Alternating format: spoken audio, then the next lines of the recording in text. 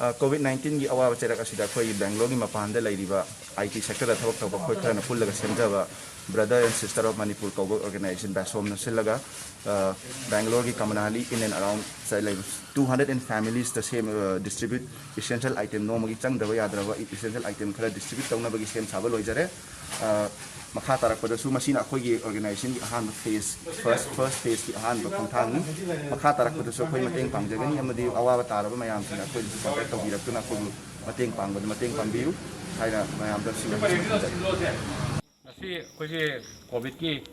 problem yang thuko matam sida khoi association mayam gi apun bana sum khoi na mateng pang na bai sin chalai them mayam ma mateng pang phang rak pasida ngasi Basom gi kano sina society sina khoi da organization na khoi da cross to na khoi gi to bi dei se ai gi sadi yam thagat se as a advisor of kano gi bangsa gi oina amadi mmb gi secretary moina khoi da humbly honestly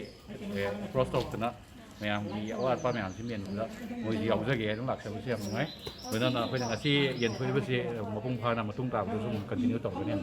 ai thamja Basomna Shidmi duna akhoi Bangalore level mi krima ki sumaina lockdown ti ki maram moiduna paru kanda mating pambo gi damakta nungai ba phungduk chari matung desu sidagi hen ba tawir kani hai bi asa thamse thank you Masih aku ni yang saya aku brother and sister of Manipur with bangsa ka pulla aku ni yang saya beli. So yam tu macam COVID-19 segi macam lu warner abne sudah aku na ngam makan kai kan ada tahu saya. Ngai si kuat saya kali kan dia ni juga.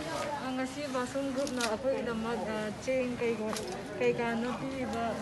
wa matam da pi yam thagat jare ngasi ahan bale aku na Basom group te ki phangja ba se si chain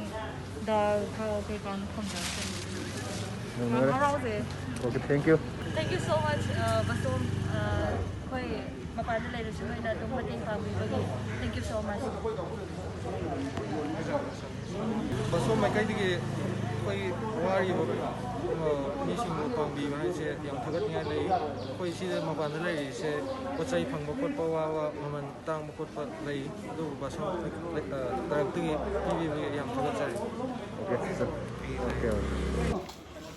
Good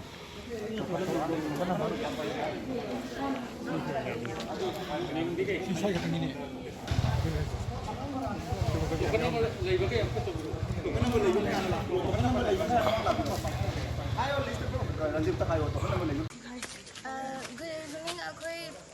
Banaswati College of Nursing students ni Bangalore da laizaba ako'y awar matam sida bamsa amasung Basom na ako'y mateng pangbibagi damakta yamna thagatjari yamna nungay ba phungdokjari. Thank you.